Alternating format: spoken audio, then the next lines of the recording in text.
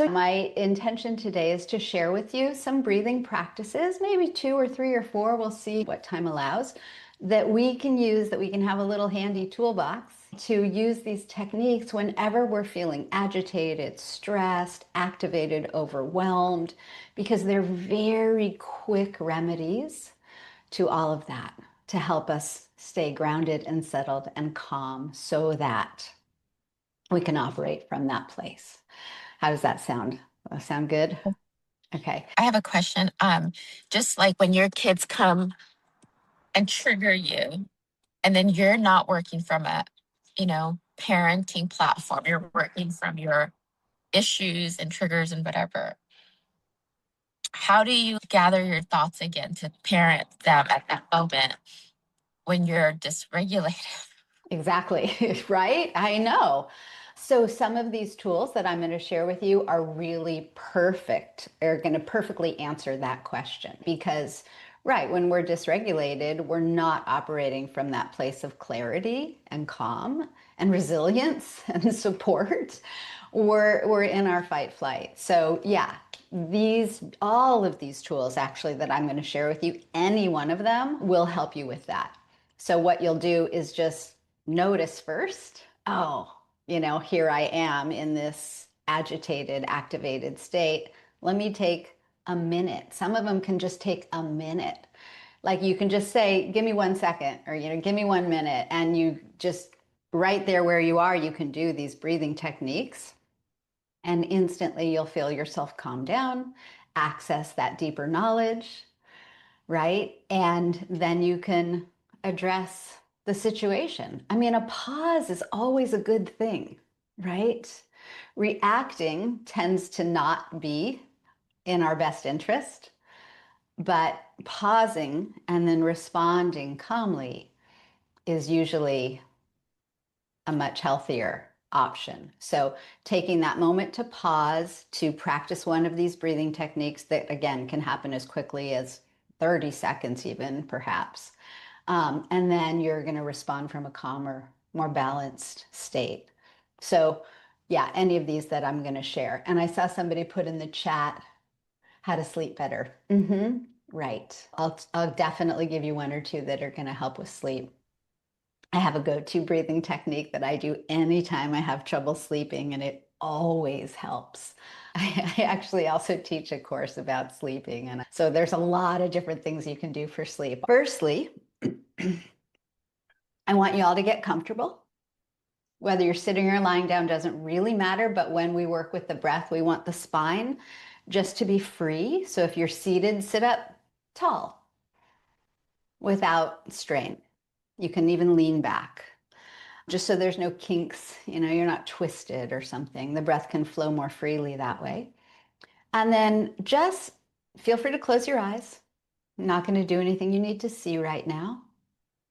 And as you close your eyes, instantly you limit all these visual distractions that are happening around you. And it gives you an opportunity just to look inside and tune in. Soften the muscles around the eyes.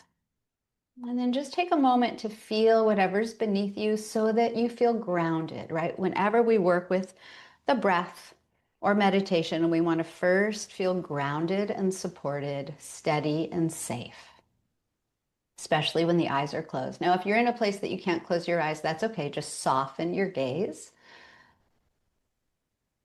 Good. And then feeling the weight of the body. So if you're in a situation with your kid, for instance, and you want to do this, all you do is you feel your feet on the floor. Let yourself ground into the earth and this moment in your body.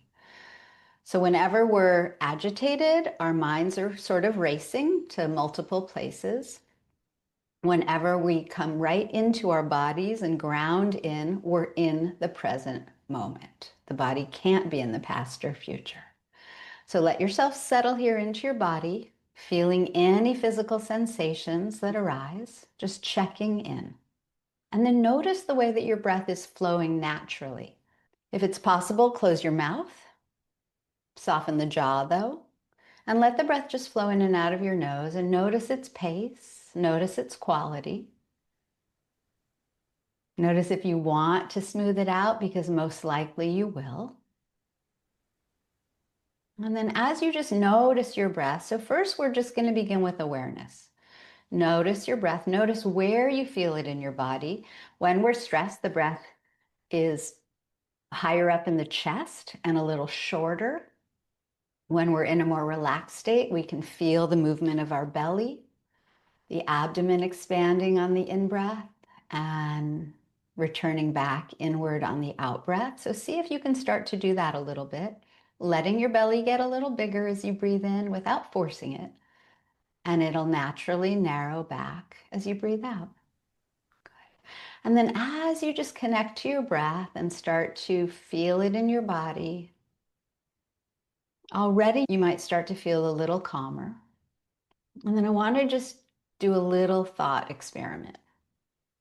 I want you to bring to mind something that maybe happened recently that agitated you. It doesn't have to be a huge stressor, but just something that triggered you a little bit. And as you bring that to mind, notice how it changes the way you're breathing. Because again, a thought changes our physiology, changes our breathing, changes our nervous system response. So a triggering thought, you might already feel the breath higher up in the chest. It might get a little shorter. So just so that you know that, right? And that knowledge is so important. So we're going to come back now into the body, let go of that triggering thought. Smooth out your breath. Let your belly expand as you breathe in. Return back as you breathe out. They call this diaphragmatic breathing. And then begin to balance the breath. Let the inhales maybe go to a count of 3 if that's comfortable, and the exhales to a count of 3 if that's comfortable.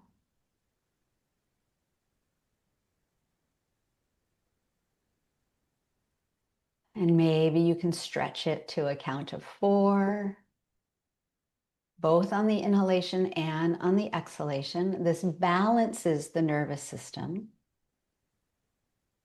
So as you do this, I'm just going to explain it. Each time we breathe in, we activate the sympathetic part of the nervous system. The heart rate increases. Each time we breathe out, we activate the parasympathetic part of the nervous system. Rest and relax, the heart rate decreases. So by making the breath even, we balance the nervous system, like a little seesaw.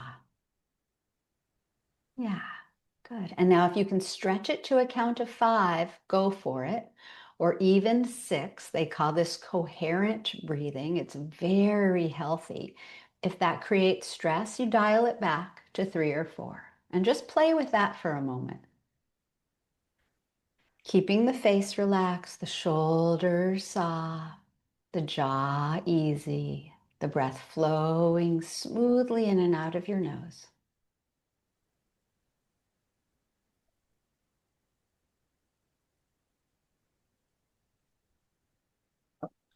So already these are 2 quick, simple techniques. Diaphragmatic breathing, balanced breathing.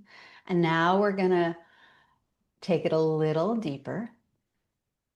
So dialing it back maybe to a 4 count if you did increase it.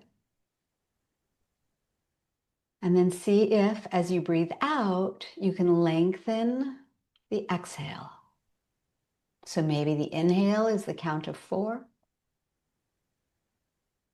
But maybe the exhale goes to a count of 5. And then maybe on the next cycle, 6. And see how long you can make each exhalation, allowing yourself just to really settle into the earth, to release tension. So as the exhales are longer than the inhales, the heart rate slows down more. We increase what's called heart rate variability. We increase carbon dioxide, which pushes more oxygen into the cells, which gives us better focus. We calm down when the exhales are longer than the inhales. If you can double the exhale count, go for it. That's actually a great technique for sleeping. When the exhales are longer, a lot longer than the inhales, at least double in length, the heart rate slows, the nervous system instantly goes into that parasympathetic state. Rest, heal, right? That's what we want for sleep. Often when we're trying to sleep, we're activated, the thoughts are spinning, and it's really hard to stop that when the body is in fight flight, even a low level of fight flight. So these longer exhales help to bring the body, the nervous system, into rest and ease and healing mode so that the mind, the thought stream slows down. And then it's easier to drop into sleep. So with each exhale, see if you can relax your muscles, checking in the eyes, maybe the forehead, even the hands. Where are you clenching or holding that you can let go?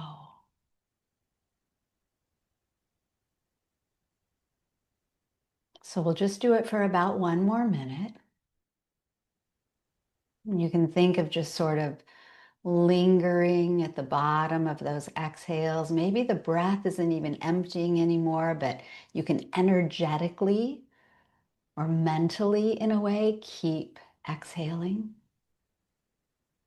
Exhaling stress, exhaling any repetitive thoughts,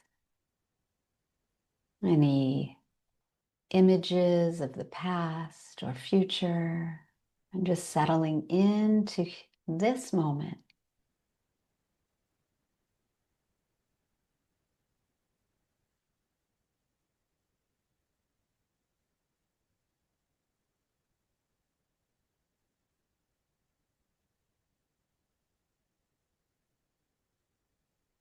Good.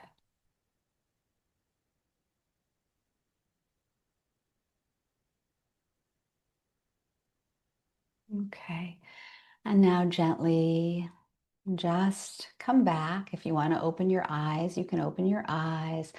I sometimes like to circle around my shoulders, move my head, just helping to release any tension that does tend to accumulate.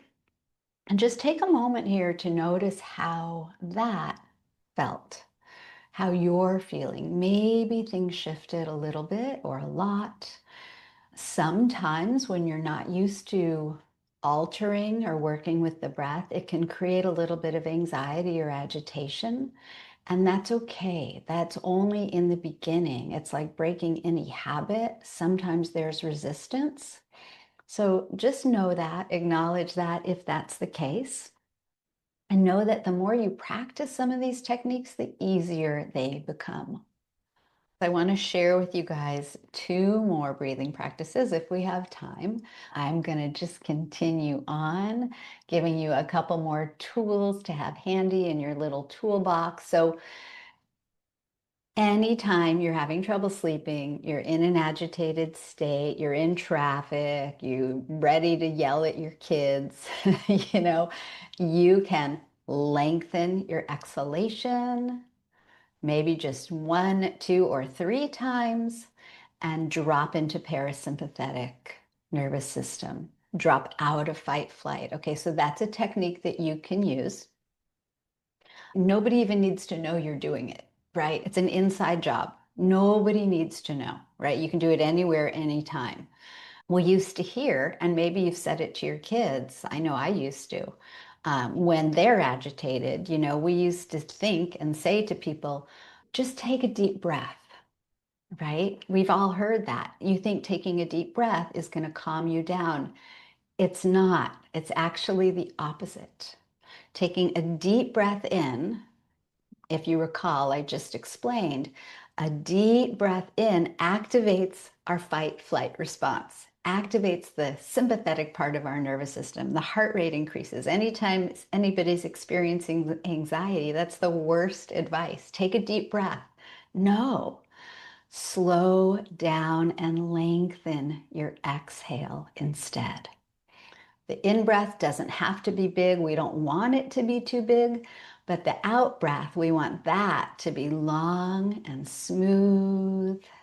And you can feel that difference once you start working with the breath. So I just wanted to share that really simple tip because it's a profound one. It shifts our perspective. Okay, so that was an important point I wanted to make. Now, the next one that I want to teach you, hopefully you can do it. Hopefully it's okay that you make a little sound, a little noise. I don't know if you guys have heard about the benefits of humming, but they are many. So if you think about it, when you hum, it's always an exhale. You can't hum on an inhale.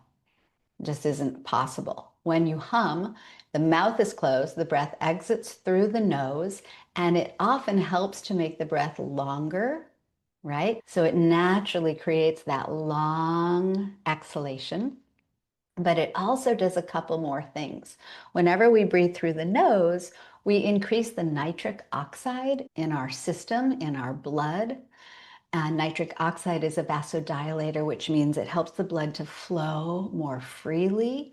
It's very good for our cardiovascular system, our respiratory system, our ability to focus. And also, the humming activates and stimulates the third eye, which is where intuition lives, and the thyroid, which is really good for our hormones to keep a healthy thyroid. So, really, a really great breathing practice. Now, this one, maybe you can't do so secretively unless you're humming a song. Nobody needs to know that you're not, right? You can hum any tune you want. So, we're going to practice humming just for a minute or two and feel the effects of it. Okay. So again, we don't have to take a deep inhale, but we do want enough of an inhale so that we can take a nice long hum. So settle back into your seat. Feel free to close your eyes or keep them open softly, up to you. And together through the nose, let's breathe in and then hum. Mm.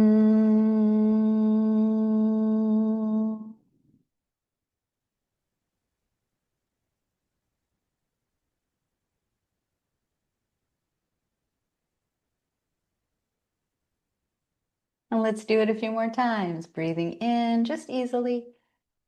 And a long hum, any frequency. Mm.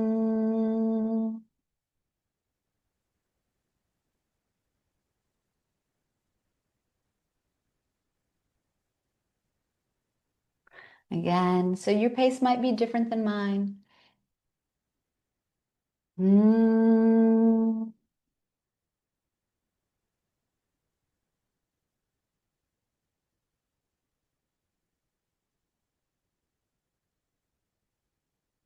Keep going. Often Zoom doesn't record the hum, so I don't know if you're hearing mine, and that's okay. I want you to hear yours. Doesn't have to sound pretty, but see if you can feel the vibration in your larynx, your throat, and possibly in your third eye. There's a pranayama practice in yoga called Brahmari, where you can close your ears. You can also cover your eyes. And when you close your ears and hum, you really feel that vibration in your head. So feel free to try it if you want to. It's Brahmari, buzzing bee. So feel free to try that and just notice the effect. And just make those exhale hums really long, really relaxing, really soothing. Mm.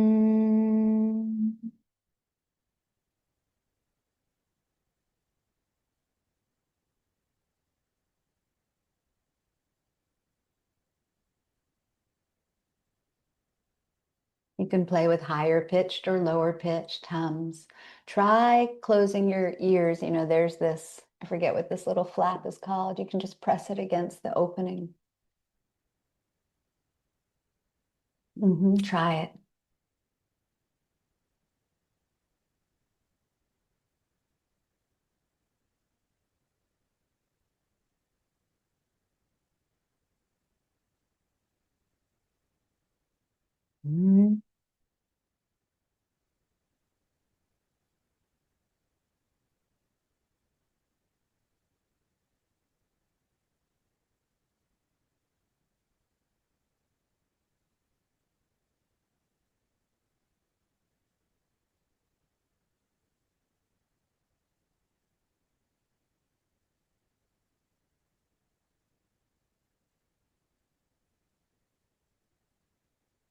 Right. No, I realize if you have your ears covered and your eyes closed, you can't hear me or see me. So hopefully you guys are coming back. So take a moment here just to feel the effects of that. So anytime we breathe through the nose, we increase nitric oxide. But when we hum, it increases by, they say, by 15-fold because it's activating also the nasal passages where it is derived from. So it's so healthy for your system to hum. And in yoga, sometimes we om, right? And it has the same effect. The om is a hum, just so you know. Okay. Any questions about that? That's a great one to practice with your kids, to practice anytime. And you may have noticed while you were doing that, your thoughts weren't elsewhere, right? It really focuses your attention on the breath, on the sound, right? You're using your sensory experience of sound and breath to really be here and now in your body. So wonderful tool. It's one of my very favorites. And it's another one you can use at night to go to sleep because it helps you quickly drop into that parasympathetic, relaxed state. So you can hum a tune, you can make it sort of secretive. So that's a great one. Okay, I'm going to move on to the last one I want to share with you guys today, which is maybe you've heard of it. It's been studied extensively at Stanford. I don't know if any of you follow Andrew Huberman. Maybe you do. He's a wonderful neuroscientist at Stanford. And this one, they say, is one of the quickest ways to drop into a relaxed state. And it's called the physiological sigh. It's also sometimes called the physiological cyclical sigh when you do it on repeat. And even 3 times is enough. Even 1 time is enough, but 3 times is sort of optimal. And then you can do it much longer than that. But to really drop into that more grounded, steady state. So if you think about when babies cry or when we cry, there's a lot of right, which is activating, but we're also settling and calming our system. So the physiological sigh is a little different than any of the others that I've taught. What we do, I'll tell you first, and then we'll practice it. We do take a big inhale, a really big inhale, as much as we comfortably can, and then we pause for just a moment. And then this is all through the nose. And then we sniff in a little extra blast of air. And then we open our mouths and we sigh out. Ah. I mean, sighing is really a helpful thing for our bodies. We make that sound, the nervous system relaxes. So it's a little counterintuitive that we'd first do a big inhale, but it's one that's been researched and studied and very effective. Also, just so you know, that little extra blast of air after the inhale opens up the alveoli in our lungs, the little air sacs that sometimes don't get stimulated. So it pushes a lot more oxygen into our cells, and it's very good for our whole system. And then a really long sigh out audibly, and there's the long exhale. So always, the reason I guess it works so well, one of the reasons is because we still have that long, audible sigh. And before we practice it, I'll just say that we sigh all the time. In fact, I think it's like every 5 minutes or something, we naturally sigh. We just don't notice it because it's often not audible, but that's how our bodies breathe. It's just a natural thing because it helps our heart rate, our cardiovascular system, our respiratory system. It gives a little sort of like a jump start, I guess you could say. It's just a natural thing that we do that we never used to know, but we do it. And when we accentuate it and lengthen it, it helps even more. Okay, so let's try it. Again, we'll sit comfortably. Nice long spine so the breath flows freely. So remember, it's through the nose, a big inhale, filling the belly, filling the chest even. Then we pause momentarily. We take an extra quick blast, and then we open the mouth and audibly sigh. Okay, so let's empty the breath here, and we will begin. So through the nose, a nice full long in-breath. Pause in that fullness, add a blast. Open the mouth and sigh. You might feel your shoulders drop, feel yourself land in your seat, and keep emptying completely. And then we'll do it again. Inhale, pause, add a blast, sigh.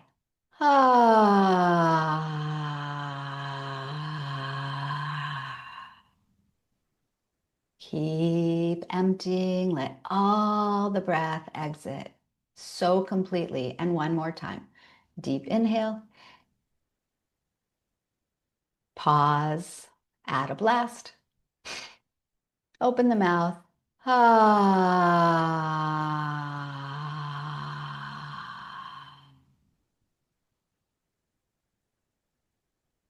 And then once you're empty, just notice how it feels. If you want to do it again, you can, certainly.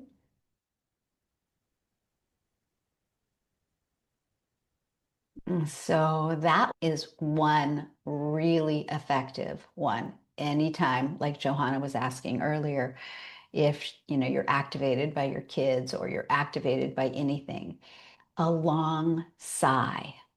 And you can make it a little less exaggerated, like maybe nobody needs to know. I walk around sighing all the time now because I do these practices so often and my body just wants it. Because there's a lot that is activating and agitating us in the world these days. So sighing is a really great tool to use.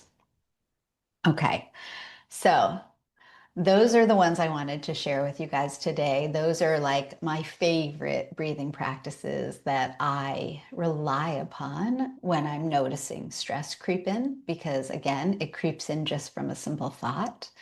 And you can shift your state quite quickly by shifting the way that you breathe, because the breath is the link between the body and the mind. As soon as we're stressed, the breath gets short. As soon as we lengthen that breath, stress can't be in our system if the breath is long and smooth. So it's like a little remote control that we have to bring us into a relaxed state anytime we want it. Now, there's a lot of other techniques, like we can just meditate and come into our different senses, and we can do all different types of breathing practices. There are hundreds, all different types of meditations. Gratitude is great, on and on it goes. So, yeah, if you're interested in learning more, I'm available. I teach this stuff. It's what I do. Like I was saying earlier, I teach yoga, meditation, sound, breath, healing, all kinds of stuff. I have a website. You can check it out. I can put the link in it if you want. I actually teach a 30-day course to help people establish a steady meditation practice that's breath-based, because I've been practicing yoga for like 35 years, and it helps so much because of all these things. We breathe in yoga, we're in our bodies in yoga, we're present, all the good things. But for me, it never lasted beyond the yoga mat until I started meditating every day. Then it just shifted my life. Like anything we practice every day becomes habitual, right? And so I'm just able to not be as anxious. I'm able to be calmer, more steady, more grounded from a daily meditation practice. So I put together a little course that can help people, anybody that wants to establish a daily meditation practice. I'm curious about your 30-day, because I know, just so the group knows, how I met you was that you would teach yoga down the street from where I lived. Mhm. And I went through my emails, and like I found you just at the perfect time when I was having like a nervous breakdown. Oh, And within minutes, you helped me regulate my nervous system and calm down and get back to being grounded. And so it definitely works. Thank you so much. I will definitely keep in touch with you. Thank you so much. I honestly already feel calmer. Yay. Yeah, thank you. Yeah, you're welcome. So if anybody wants to reach out for me for anything, let me know. I'm here to help and serve and support whatever you need. Yeah, Awesome. thank you. My pleasure. I'm so glad that I can help anybody in any way. That's what I think we're all here to do, is to serve and help one another. We're all in this together. So it's my pleasure. And thanks for showing up for yourselves so that you can show up more for your kids and others. Okay. Thank you so much. Have Thank a you. great day, everyone. Bye.